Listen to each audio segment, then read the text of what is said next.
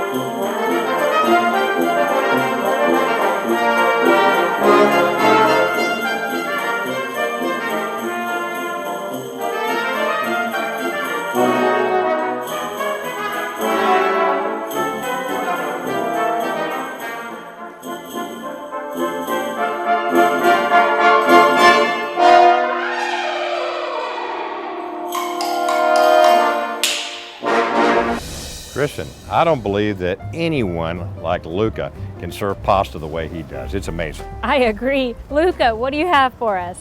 So today we're gonna learn how to make carbonara pasta, a classic pasta that has 3 simple ingredients: eggs, parmesan, and guanciale. So if you wanna make this dish at home, you can put your little twist to it and add any type of vegetable your kids like. I have some spaghetti pasta. I have some grated Parmesan cheese and some grated pecorino cheese. Then we have some shallots, some eggs, some guanciale, that is the pork jaw. It's like a bacon. It's cured in salt, pepper, and white wine. And lastly, our sweet peas.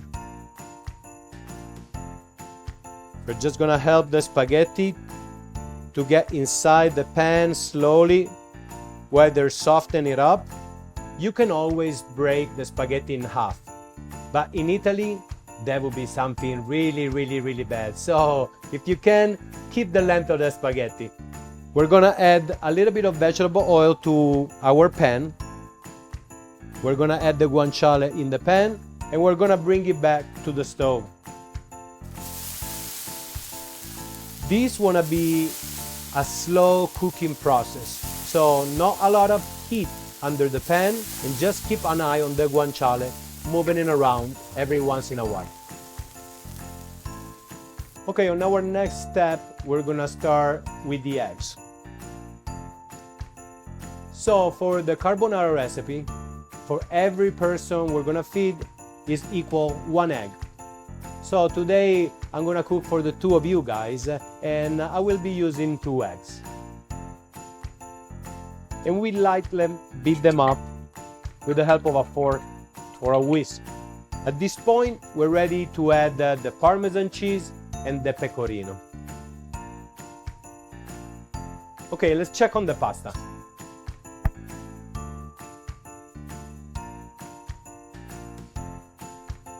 The spaghetti seems to be ready. We're ready to add the pasta to our guanciale.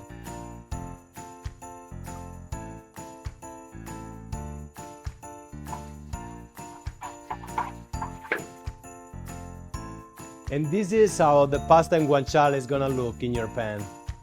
And now we're ready to add everything in the eggs.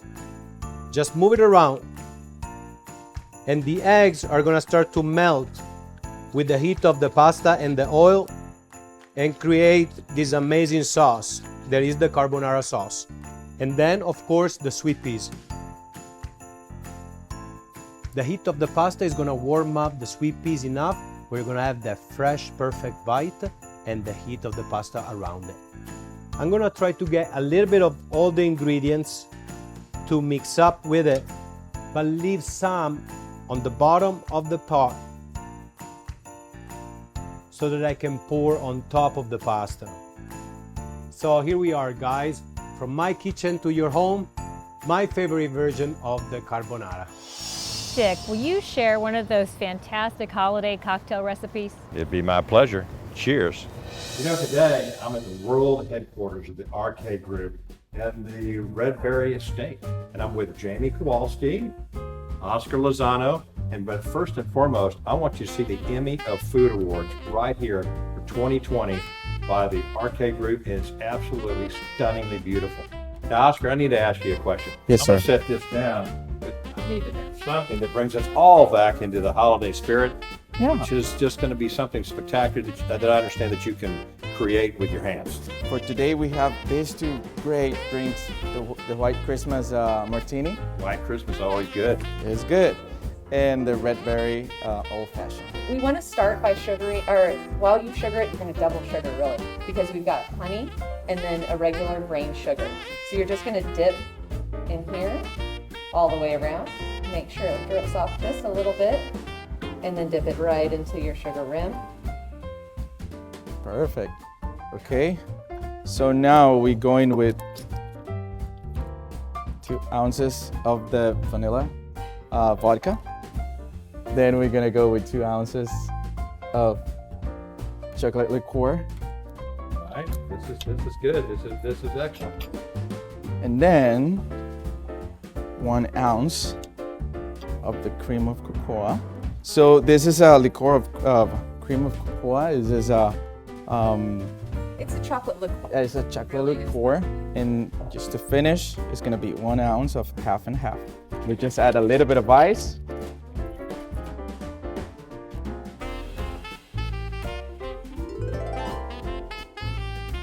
And cheers, San Antonio. Oscar, Jamie, this is absolutely delicious, and the rim was done perfect. Welcome back to Mission Park Cares.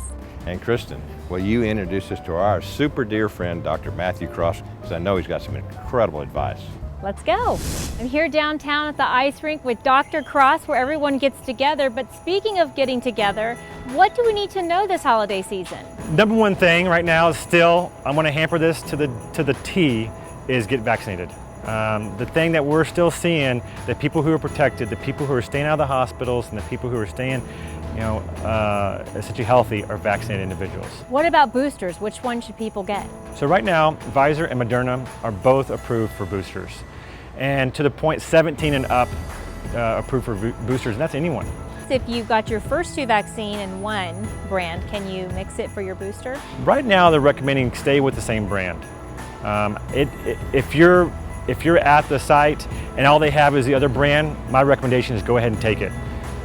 Because I would much rather you get vaccinated with a booster and mix the brand than not get a booster at all. So if we're getting together this holiday with family and friends indoors, what should we do? What are our best practices to stay safe? Wash your hands, wear a mask as much as possible.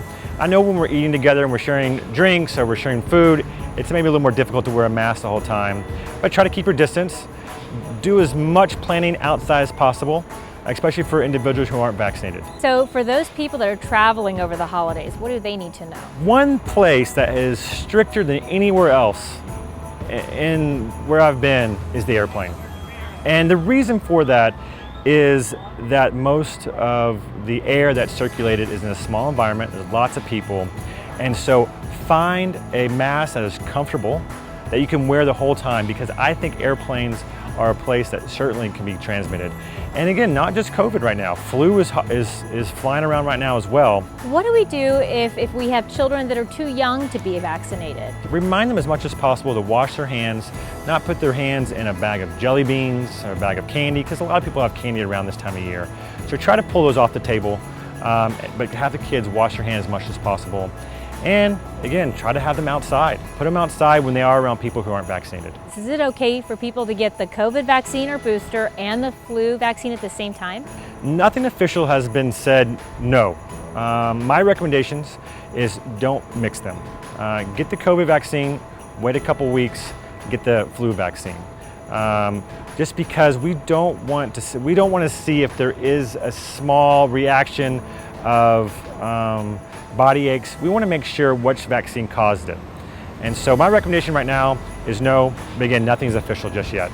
Dr. Cross, do you know anything about this pill that I read a little bit about for COVID? Unfortunately, I don't think it's going to be around until maybe January, but it just got submitted for emergency authorization. It's called Paxlovid. So the statistics on it right now look great. It's keeping people out of the hospital, in a safe way who get COVID. And this was tested on people who were elderly and who had immunocompromised state, and it looks promising.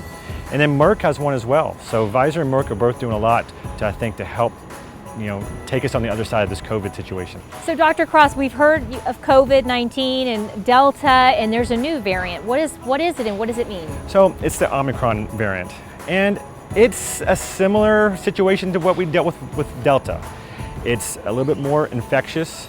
The spike proteins stay open a little bit longer, so it takes a smaller amount of the virus to cause an infection. And we are seeing a spike right now. It's not causing any more mortality or just more infectious. It's just easier to get it with a smaller amount. Well, Dr. Cross, that is such valuable information. We appreciate you and everything you have done, not only for us, but all your patients in this whole community. And I hope that you have a wonderful holiday and a very happy new year. Well, thank you to you and your family. Happy holidays, and thank you again for having me. Now it's time to listen to another really great song from St. Mark's Episcopal Orchestra.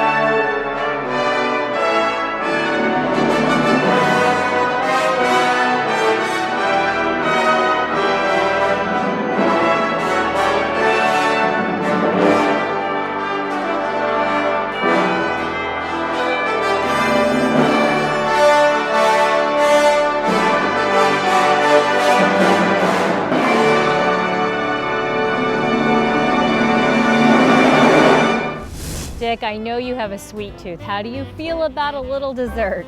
Yeah, I think you already know the answer to that one. I have the perfect dish, something sweet and simple to do, is ricotta cannoli. So for this cannoli, we have 3 simple ingredients. Ricotta cheese that we're gonna flavor up with some sugar and some vanilla paste, and some cannoli shell that you can find at your local grocery store. So let's start with the ricotta. I'm gonna add a little bit of sugar. I'm gonna add a couple of teaspoons of vanilla paste and a little bit of lemon zest. These add a lot of freshness to our ricotta filling for the perfect sweet, fresh taste. So let's mix everything together. Perfect. Ready to go in a pastry bag.